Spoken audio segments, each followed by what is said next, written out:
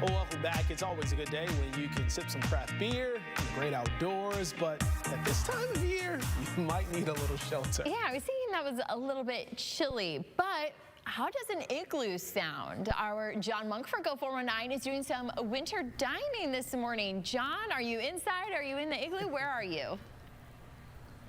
Well, right now we're inside because I've never been inside here. We're at Twin Oast Brewing here on Catawba Island.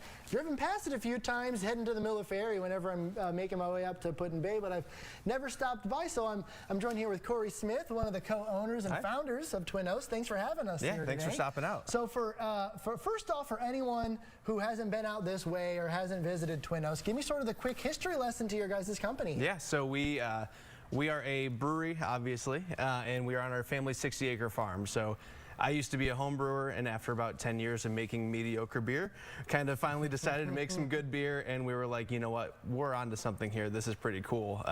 So what I thought was going to be this nice little small tap room kind of thing, you know, my family kind of said, hey, why don't we do this a little bit bigger? Why don't we put this on our farm, showcase how cool Catawba can be, and showcase kind of the natural beauty of the area. So we plopped it right in the middle of our peach orchard, and you know, started brewing and just, you know, did some really cool things out here in the Catawba area. Excellent. And yeah, next year they're celebrating their 5-year anniversary. Yeah. And you obviously have a beautiful tap room here, but the main reason we're here is to showcase the fact that once again you guys are loading up your patio with outdoor igloos for people to experience sort of some outdoor time in the colder months. So talk to me about what started this process for you guys. Exactly. So I mentioned we are a very seasonal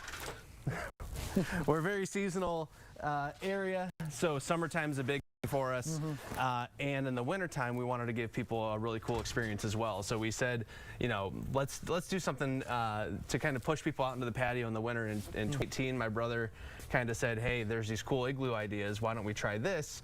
And at that time it really didn't quite fit what we thought we needed to do, but then when COVID hit, they kind of forced our hand. So when 2020 hit, we said, let's get these igloos out there. We got 4 of them and immediately just kind of went crazy. Cool. All right, well, we're going to step inside of this one right here, and I'm telling you, man, it's warmer in here than it was inside the tap room. I'm actually going to take my coat off. It's nice and toasty in here. So talk to me about the experience you guys are offering for people here in these igloos now that it's winter months. Yeah, so you know, the key thing was warm. So we wanted to make this a warm, cozy gathering space. And, you know, so we did this kind of lounge seating versus a traditional indoor dining room kind of feel. So we got plenty of heaters in here. We lifted them off the ground this year to kind of give a little bit of the cold break from the ground.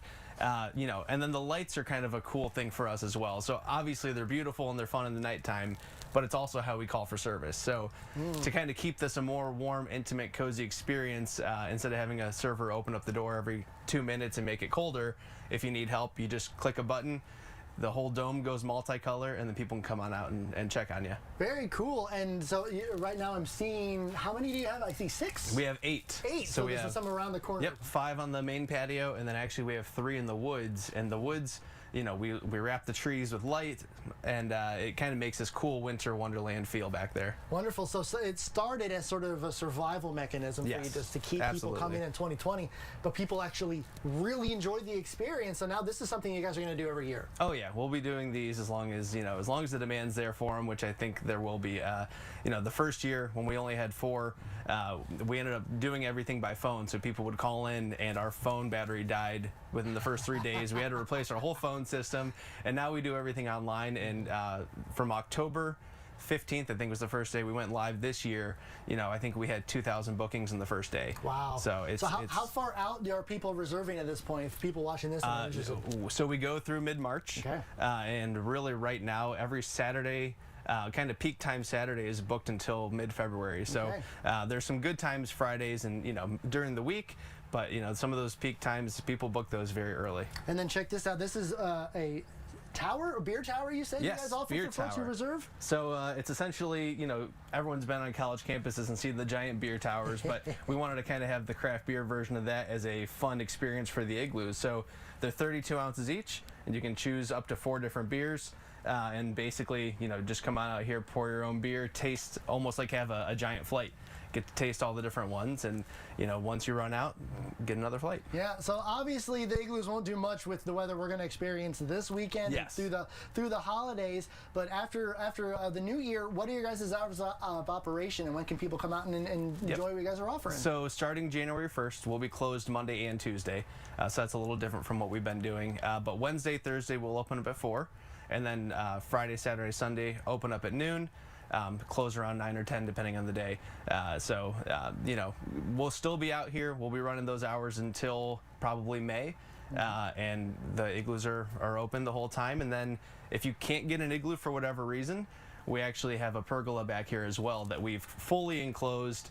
Did some really cool soft seating in there, did some really cool like kind of loungy vibe, and we actually do beer dinners once a month in there as well. Very cool. So we call it Dinner with the Brew, and if you just keep an eye on that on social media, you can always get your tickets for those. Fantastic. All right, we'll wrap it up. Last question. You guys said in February you're having Winter Games. Yes, the Winter Games. Real quick, talk to me about what you guys are offering. Yeah, Winter Games. So we've done Winter Olympics in the past, and it's always been this really fun thing where people come in and they play different games. We have like sled bowling, and we have a tug of war contest.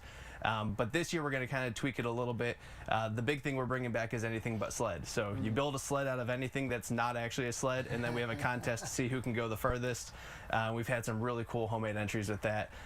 Snowman building contests and different kind of games for people to play, sit by a fire, drink a beer, and play in the snow. Very fun. Well, Corey, thank you so much for having us out here today. Yeah. We'll have more later today for my Go 419 story proper this afternoon at 5 o'clock. But for now, reporting live from Catawba Island, I'm John Monk, WTOL 11. Love those igloos. Yeah, same. They're a lot of fun. So my wife and I was just telling you off camera, my wife and I, we love eating outside in the summertime. So when this came about, because of the pandemic, we were like, oh, this is golden. We can eat outside in the wintertime too. Yes. So it's really nice. Really enjoy those. Yeah, and the lights, whether it's day or night, they're fun. So yeah, definitely going to want to go and try one of those out.